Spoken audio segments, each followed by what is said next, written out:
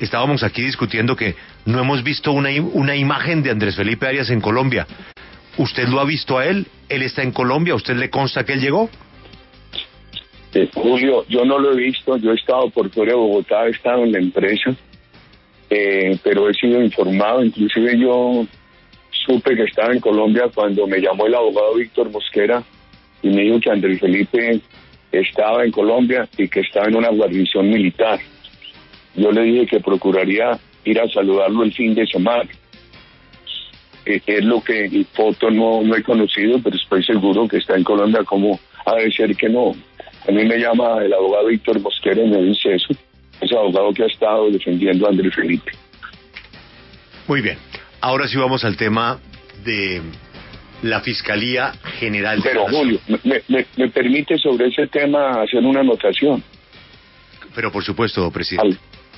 Sí, no, porque ha habido tanto rumor, por ahí tal vez la doctora María Jimena Duzani, no sé en qué cadena sacaron, poniendo dudas que lo hayan traído en un jet privado, una cosa a la otra. Lo que yo conozco es que los Estados Unidos esos casos los mueven aviones por cuenta de ellos. Y ahí no hay ninguna otra posibilidad, porque mientras los esperaba aquí oí que ahí estaban ustedes dando alguna información sobre el tema. Ahora sí vamos al tema que origina esta llamada.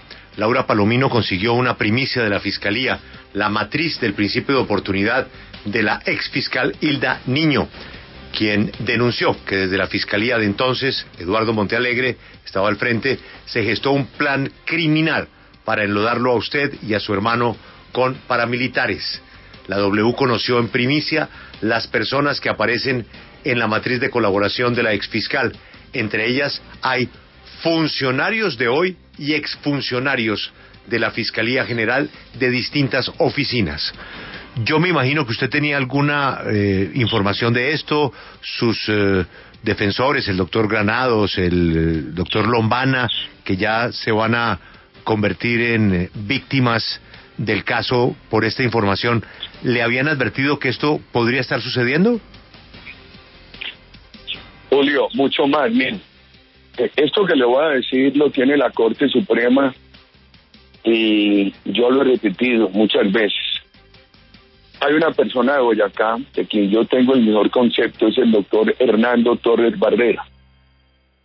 Él llegó a mi oficina hace un tiempo, todo esto está además relatado a la Corte Suprema, y me dijo que él y su familia son amigos de la familia de esta fiscal, y que le habían expresado que ella conocía todo lo que se había dispuesto, se había armado en la fiscalía para acusar a mi hermano y a mí de paramilitarismo. ¿Qué hice yo? Mandé una nota a la Corte y le pedí al abogado que fuera a tomar esa versión. Eso hace parte del llamado que me hacen a indagatoria, que porque presuntamente yo habría intentado o habría sobornado a esta señora.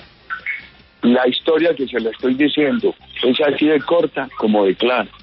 Inclusive en el trabajo que han hecho investigadores judiciales muy claros, una gente totalmente transparente, han hablado con el doctor Hernando Torres Barrera, ha confirmado esto.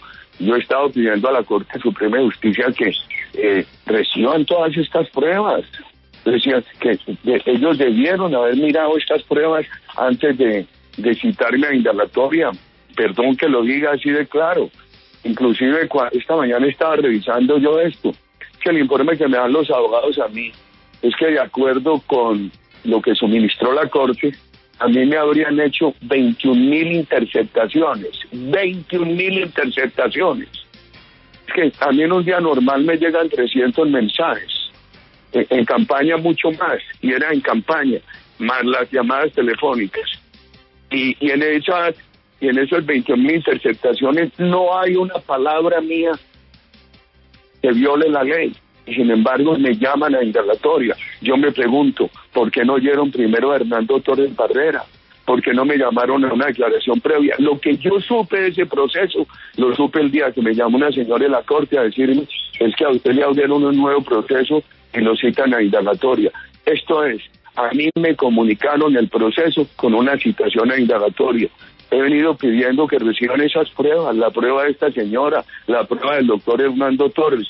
Todo testigo que le pedí yo al abogado que lo investigara es porque alguien me lo dijo. Por ejemplo, el Tuzo Sierra. Yo no conozco al Tuzo Sierra. A mí me es muy difícil decir que no conozco a un colombiano porque yo he estado en miles de reuniones públicas con miles y miles de personas. Yo no conozco al señor Tuzo Sierra. Cuando me dice el diputado Roque Arizmendi, hombre correcto, me dice, mire, es que tengo unos amigos comunes con el Tuzo Sierra. Y él dice en Miami que a él le fueron a ofrecer beneficios para que lo acusara a usted. Y menciona a las personas. Yo digo, ¿por qué si él está extraditado? Me dijo, no, es que al parecer él arregló con Estados Unidos y él está libre en Miami. Le mando una carta a la corte, se la mandé contándole eso.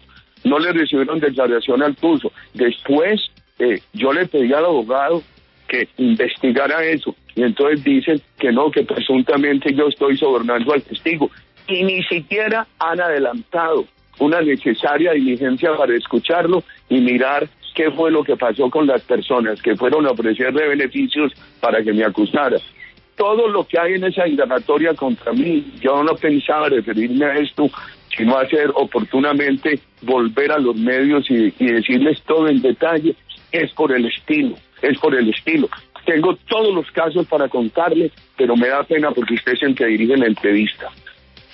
Senador Uribe, sobre esta matriz de colaboración de la fiscal Hilda Niño aparece de primero Carlos Fidel Villamil y ella señala que el exdirector nacional especializado de justicia transicional de la fiscalía era la persona que coordinaba el grupo criminal que buscaba enlodarlo a usted y a su hermano.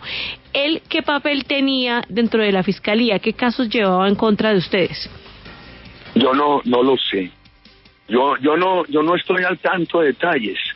Todo lo que dice con la fiscal Niño es lo que les acabo de contar. De ahí para adelante detalles no conozco. Ojalá se conozcan todos esos detalles, ojalá se den rápidamente las diligencias en la fiscalía. Eso lleva mucho tiempo y yo no he podido que eso lo escuchen en la Corte Suprema. Mis abogados me han confirmado que esa prueba la pidieron y ojalá esto en la fiscalía se dé. Expresidente Uribe, su abogado Jaime Lombana envió una carta o un correo a la W en reacción a estas revelaciones y dice, entre otras cosas, que él y Jaime Granados se van a constituir como víctimas en representación de su familia y que no solo fueron perseguidos los Uribe Vélez por ese clan, también dice que los Uribe Moreno, y finalmente cierra el correo diciendo, no entendemos cómo Dani Julián Quintana, refiriéndose al exdirector del CTI, es asesor del representante a la Cámara Eduardo Rodríguez del Centro Democrático. ¿Usted qué opina sobre esa relación? No, sobre eso, Eduardo lo que ha dicho es que ellos fueron compañeros de universidad.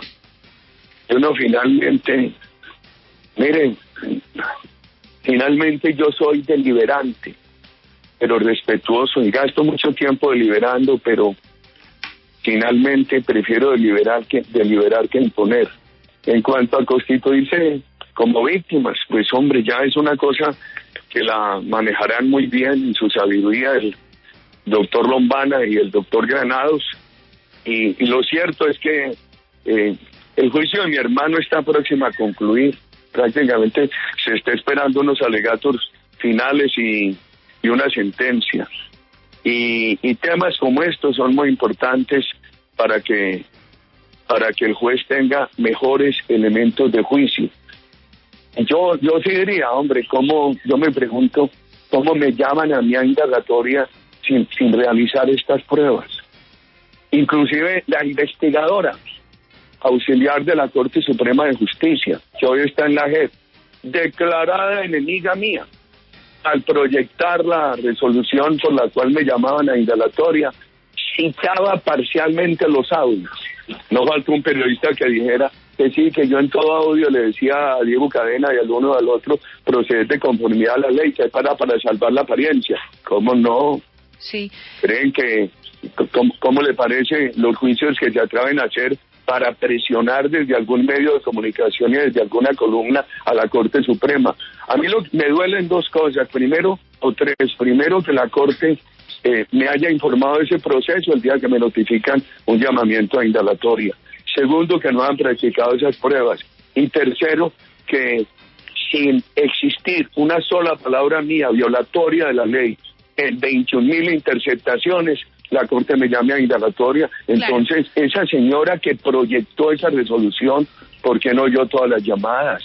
¿Por qué no dice dónde hay una palabra mía? Ella ni siquiera es capaz de señalar una palabra mía que viole la ley. Y hay 21.000 interceptaciones. Claro, lo que pasa es que dentro de esas 1.000 investigaciones de las que usted habla, pues hay otro proceso en el que presuntamente pues la fiscal habría declarado a favor de Santiago Uribe a cambio de beneficios. Yo no creo yo no conozco declaraciones de la fiscal a cambio de beneficios, ni declaraciones de la fiscal. Todo lo que conozco de la fiscal Hilda Niño es lo que les acabo de decir. ¿Por qué me entero yo del tema? Porque me lo dice el doctor Hernando Torres Barrera. ¿A quién se lo ha confirmado él? Se lo debería haber confirmado la Corte Suprema, pero la Corte Suprema no lo ha llamado. Espero que lo llamen. Yo he pedido todas esas pruebas. Se lo confirma unos investigadores muy serios que están en este tema con el doctor Granados y con el doctor Lombana. Y por eso doy el nombre, Hernando Torres Barrera. Y él es el que me aproxima y me dijo lo que ya les conté. Y ahí es donde yo procedo y digo, por favor, hay que mirar a esta señora qué es lo que tiene y pedirle a la Corte que la oye, que la escuche. Creo que hasta el día de hoy no ha sido escuchada. Ojalá esto se dé, que los casos son muchos. Mire, yo llegué en plena campaña un sábado a San Francisco con Dinamarca y llegó un moreno joven, fornido, alto, a saludarme muy amable y me dijo, yo conozco a doña Lina de los muchachos, yo los he visto en Medellín. Y se me arrimó muy simpático, me dijo, es que yo soy desmovilizado y le quiero decir algo. Se montó al vehículo y le dije, aquí está el coronel, este coronel coordina la seguridad que me presta el Estado. Este señor conduce este vehículo y aquí está el doctor Juan Manuel Daza. Ellos son testigos de lo que me va a decir. Y me dijo, no, es que a mí fulano de tal me ofreció beneficios para que lo acusara a usted. Era un sábado. El lunes eso lo conocía la Corte Suprema de Justicia. Y sin embargo, me llaman a mí a indagatoria, sí, que porque yo estaría buscando testigos para sobornarlos. Justo sobre eso le quería preguntar, señor expresidente. El abogado Diego Cadena en el pasado ha defendido narcos y paramilitares. La fiscal Hilda Niño ha sido acusada de tener relaciones con el mellizo Mejía Múnera, narcoparamilitar colado en el proceso de justicia y paz. La pregunta es muy sencilla. ¿Usted sabe si Diego Cadena se reunió en la cárcel del Buen Pastor con la... Senador, hablemos de su proceso en la Corte Suprema de Justicia, porque a pesar de la indagatoria que se anunció, no ha pasado nada desde que comenzó la sala de instrucción y la sala de juzgamiento. ¿Usted considera que esto ha sido una estrategia de la Corte Suprema para mantenerlo usted en esta tensión, o definitivamente le damos la razón a esa puja interna que hay, sobre todo por la elección de una magistrada que tenía un cargo militar y que fue juez de la justicia militar? Varias cosas. Primero, a mí me extrañó mucho lo que pasó con el doctor Barceló. Él le dijo a periodistas muy importantes que me iba a llamar a indagatoria, que me iban a poner preso. Él llamó a una emisora. Colombianos sobre los cuales no recae la más mínima sospecha se acercaron a contarme. A mí me extrañó mucho eso del doctor Barceló y en plena campaña.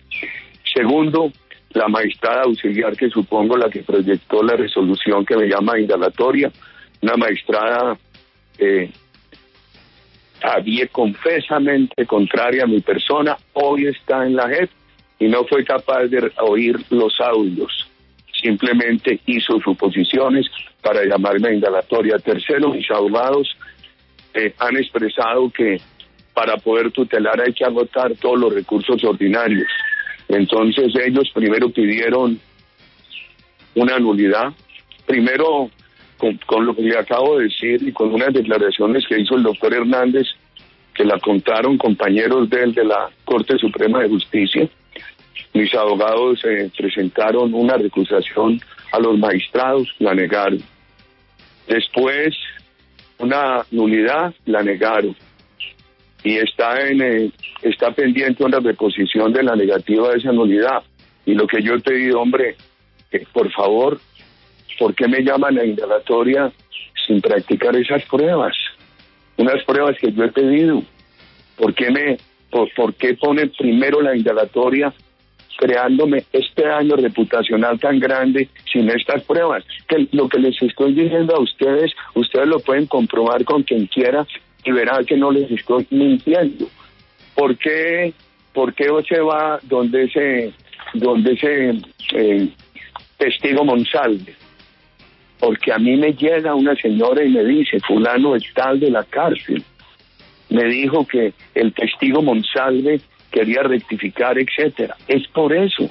Y eso lo tienen claramente confirmado los investigadores. Sí. Inclusive... Senador, pero por favor no nos repita lo que ya nos contestó, sino lo que le estoy preguntando. No, es que esa parte de Monsalve esa parte de Monsalve no te la había dicho. Ni tampoco les he dicho por qué conocí a Diego Cadena. Pero yo creo que tiene que ver, doctor, con la decisión de la Corte de no tener ninguna actuación desde que inició la sala de instrucción de la Corte Suprema. Han tenido esas actuaciones. Primero debió ser la sala plena o la sala penal que no aceptó la recusación.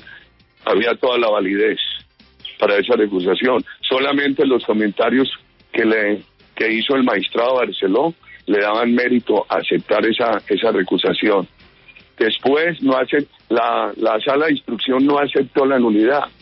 Y es comprensible, ¿por qué? Porque a ellos les bajó para que procedieran en primera instancia algo que ya habían definido sus superiores. Yo le entiendo sus consideraciones, expresidente, pero es que ya la misma Corte en un documento dijo que una vez expedida esa decisión había que citarlo a usted, había que fijar fecha y hora para una indagatoria, y sin embargo esa indagatoria no tiene ni fecha ni hora.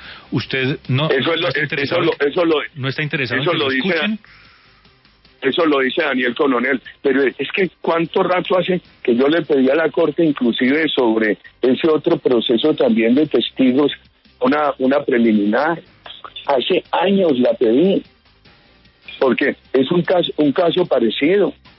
Cuando a mí me entregan unos informes de unos presos, que los recoge ¿quién? Los recoge un investigador judicial, donde dice fulano de tal nos ofreció beneficios por acusarlo a usted.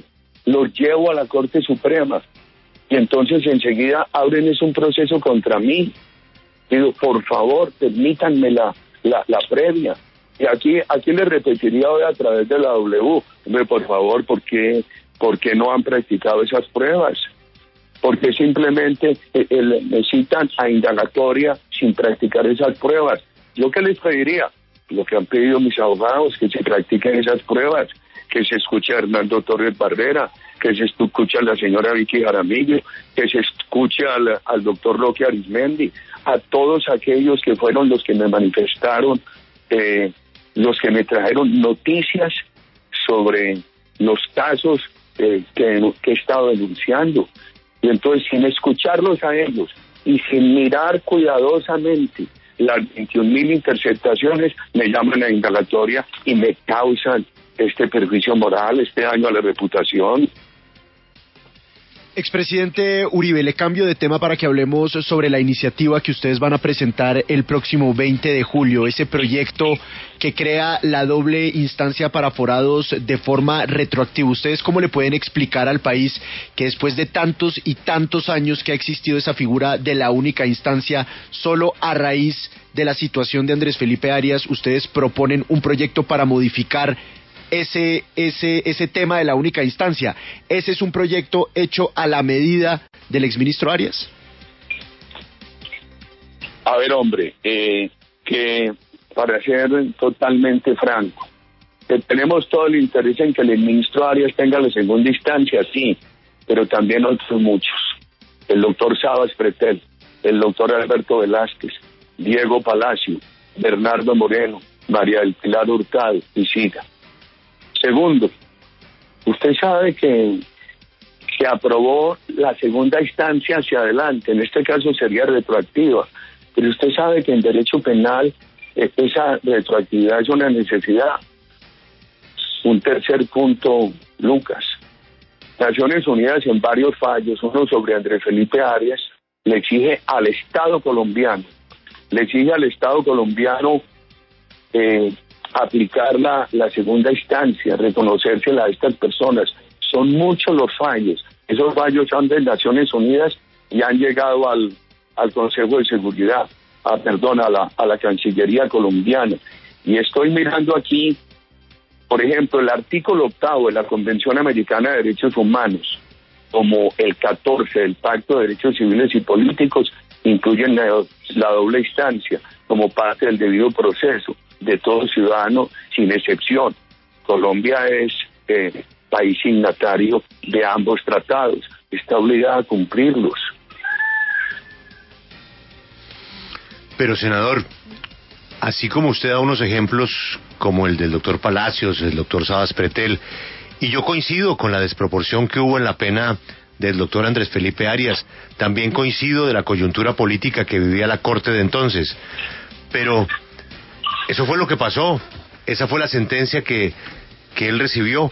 Él buscó una segunda instancia por otra vía, por los Estados Unidos, buscó la figura del asilo, buscó desvirtuar la figura de la extradición de él, en fin, todos los mecanismos que él perdió, pero abrir la puerta a la retroactividad, así como le puede revisar la pena al doctor Arias o al doctor Sabas Pretel o al doctor Diego Palacios, ¿usted es consciente que se abre la puerta para otros casos de los que tanto nos hemos lamentado y ha sufrido Colombia, ¿no? Es que iríamos hasta el 8.000, ¿no? Esto es, no sé qué límite temporal se le pueda poner. Y también, eso es una cosa que es bien importante que usted le hagan seguimiento. Hay casos en los cuales lo que habría que hacer, si van a proponer la segunda instancia, es confirmar la condena. Pero es que en el caso del doctor Andrés Felipe Arias, escúcheme, Julio, que discrepe usted, no estamos en presencia de una condena desproporcionada, sino de una condena totalmente injusta. Él lo debieron absolver. ¿Dónde está el enriquecimiento de terceros? ¿Dónde está el dolo? ¿Dónde está el indebido contrato? Si él contrató con una entidad, con el INICA, que es una entidad de la OEA, entidad con la cual muchos se había contratado en Colombia. Yo me encontré con los funcionarios de INICA en Centroamérica y me dijeron, pero eso fue... Pero es que ahí caeríamos en un error, senador. Es comenzar a discutir las decisiones de la más alta Corte de Justicia en el país, en la cual usted puede usted puede discrepar, ni más faltaba, y tener argumentaciones respetables, pero donde usted abre esa puerta, va a levantar la mano no sé cuántos parapolíticos a decir lo mismo, y no sé cuántos responsables de masacres a decir lo mismo. No, lo mismo no, Julio, lo mismo no. Es que aquí hay cosas muy claras. Es claro no que el ICA es de la OEA. Es claro no que con esas entidades se puede contratar directamente. Es claro no que ellos se definieron los beneficiarios del riesgo. Es claro no que no los definió Andrés Felipe. Entonces, pero es que aquí también hay otra cosa muy clara. Es que el periódico El Espectador fue el primero que publicó unos audios de la Corte en los cuales ellos decían que había que condenar a los funcionarios de Uribe no en derecho, sino por una razón política. Y hay otra cosa, fíjense en que están buena parte de los magistrados que los condenaron. Uno está fugado, otro preso, etcétera. Eso no tiene discusión, senador. Pero abrir esa puerta por el caso de Andrés Felipe Arias es abrírsela a otras personas que van a tener también argumentaciones y van a tener también sustento de lo que para ellos fue una injusticia. Y cuando yo no creo que alguien que se hubiera reunido con los paramilitares, hacer pactos con ellos, le pueda dar la cara a la W, por ejemplo, explicar lo que yo estoy explicando. No, pues dirá que estuvo en un sancocho y dirá que es un perseguido. No, y dirá que yo no creo que sinceramente yo creo que estos temas se deberían mirar con todo el rigor jurídico, tanto en los estados judiciales como en los medios de comunicación. Ahora yo pregunto, entonces, a nosotros nos parece bien atender Naciones Unidas para unos temas y para estos no. Es que en el caso de Andrés Felipe Arias hay un fallo contundente de Naciones Unidas, y en el caso de otros de estos señores a quienes les cité. Pero y aquí hay una normalidad. Una cosa es una corte que no tenga el problema que tuvo esa corte que los condenó, donde hay magistrados fugados, magistrados en la cárcel, magistrados en unos problemas penales muy delicados. Yo creo que eso hay que considerarlo. ¿Cómo no lo vamos a considerar? Expresidente Uribe, pues asumamos por un momento que el proyecto prospera en el Congreso de la República o que la Corte Constitucional le concede la doble conformidad al exministro Andrés Felipe Arias y ratifica la condena por 17 años de cárcel por el escándalo de Agroingreso Seguro. Si eso sucede, ¿ustedes van a respetar esa decisión judicial? Seguramente, esto es, sobre lo que yo conozco, yo no podría estar de acuerdo con esa decisión judicial, pero ya sería inapelable. De ese tamaño es. Porque una cosa es la eficacia de las normas, de las sentencias, y otra cosa es que uno tenga que estar de acuerdo con ella. Es que esto de Andrés Felipe no es sino leer la columna de Rafael Nieto el pasado domingo. Eso es absolutamente claro. ¿A dónde está el enriquecimiento de Andrés Felipe? ¿Dónde están los terceros que le enriqueció?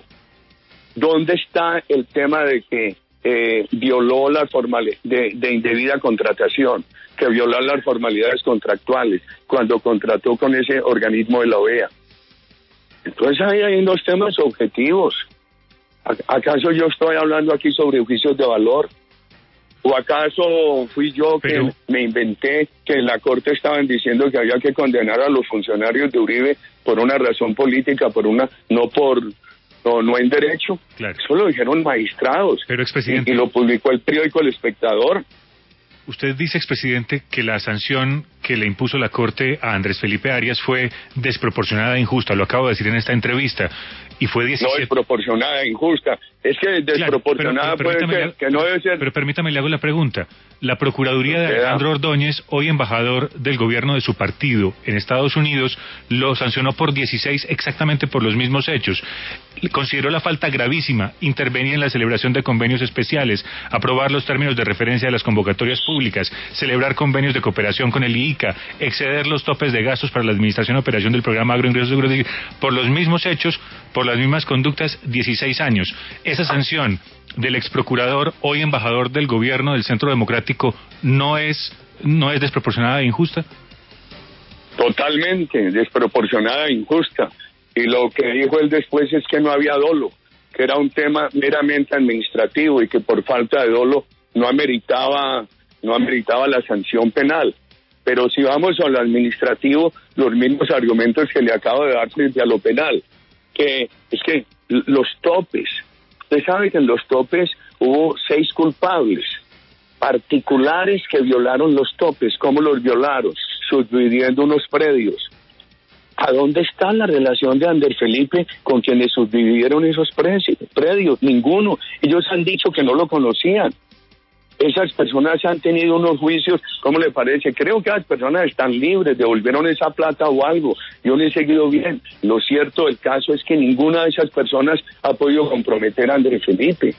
Entonces, la discusión de, hombre, no se basen en mi persona. Que lean juristas. Hoy hay un artículo bien importante en el periódico El Tiempo de José Manuel Acevedo. O lean una persona independiente, muchas veces crítica de mi persona, el rector de la Universidad Nacional, el doctor Moisés Basserman. O lean a la columna del doctor Rafael Nieto el pasado domingo. Yo creo, sinceramente, aquí hay temas objetivos. Esto no es de juicios de valor. Si a mí me dijeran, hombre, es que Andrés, como lo he dicho en algún caso, porque no me lo han preguntado, no lo he dicho, digo, hombre, me da mucha lástima que ese señor que trabajó en mi gobierno hubiera cometido ese delito, tiene que pagar en la cárcel. Si yo tuviera información de un delito de Andrés Felipe Arias, se habría dicho, me duele, lo siento, pero delinquió y lo tienen que condenar. Senador, le tengo una última inquietud. Es que revisamos el archivo de la W, una entrevista, y vemos una carta firmada por usted del 9 de mayo de 2017 al senador Bob Carter en Washington.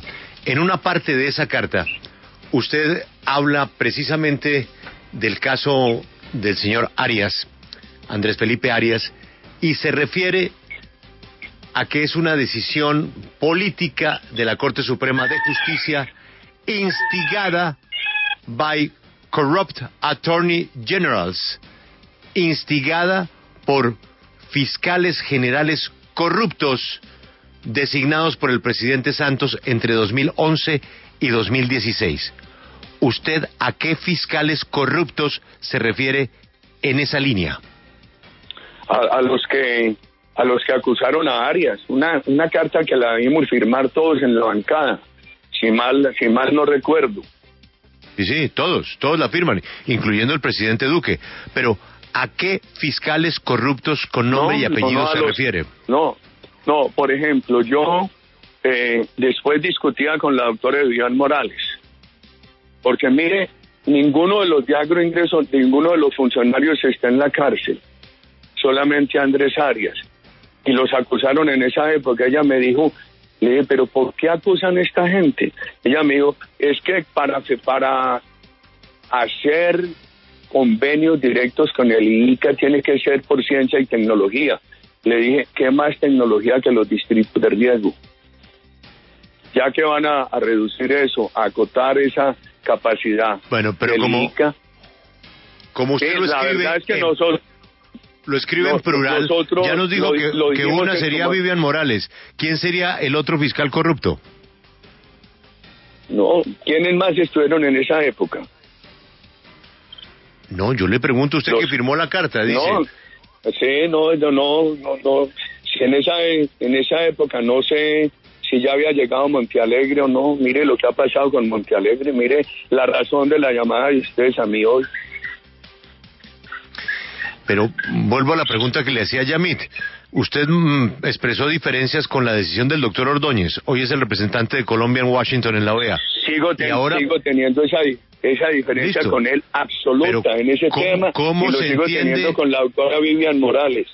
¿Y cómo se entiende que una fiscal corrupta sea la embajadora en París? Puede ser lo siguiente, puede haber una equivocación grave en ella, yo creo que la hay, y no sé qué fiscales delegados tuvo ella, y yo estoy totalmente en desacuerdo con esa acusación que le hicieron a Arias, con ese fallo en la corte, y pensaría que hay una equivocación grave, pero no puedo decir que la señora Vivian Morales sea corrupta. Pues en la carta lo escribió, presidente. Bueno, lo escribimos, ahí quedó Julio, y está escrito. Usted sabe que a mí no es difícil, lo difícil es que yo diga mentiras, o que esconda las cosas, o que no dé la cara. Ahora, nosotros ofendidos por esas decisiones contra Andrés Felipe hemos estado, y mucho. Y no solo contra Andrés Felipe, contra el doctor Diego Palacio, Sábar, Bernardo Moreno, y siga. Sería apresurado uno pensar que usted es respetuoso de las decisiones del actual gobierno, como nos lo ha repetido una y otra mañana aquí en la W, pero también tiene desacuerdos, lo cual es normal en distintos temas. Por ejemplo, con estos nombramientos o con ese nombramiento, ¿usted no estuvo de acuerdo? No, esto nunca me he pronunciado sobre ese nombramiento y creo que no es del caso pronunciarme sobre ese nombramiento. Lo he respetado sin objeciones. No me ha preocupado ese nombramiento. Pero de alguna manera no pronunciarse no necesariamente es estar de acuerdo. Puede que estén de desacuerdo. No me ha preocupado. Esto no tengo preocupaciones que haya callado sobre ellas. No he expresado preocupaciones ni las tengo, Julio. Yo tengo Perfecto. Preocupaciones por esas acusaciones y por esas sentencias. Senador, ¿está usted próximo a ir a la comisión de acusaciones para reiterar una denuncia que hizo usted con su colega, el expresidente Andrés Pastrana, sobre el ingreso de dineros de Odebrecht a la campaña de reelección de Juan Manuel Santos. Allí usted nuevamente ratificará lo que dejó sentado en un documento, pero simultáneamente pues se reviven otra vez las platas de Odebrecht que entraron no solamente a la campaña de Santos, sino también a la campaña del Centro Democrático. Y también se reviven unas imágenes del señor de Odebrecht con Andrés Felipe Arias. ¿Usted recuerda en qué condiciones se produjo esa reunión? Sí, lo he dicho muchas veces. Mire, primero, yo recibía a todos los inversionistas en Colombia, extranjeros inversionistas en Colombia, en la presidencia de la República.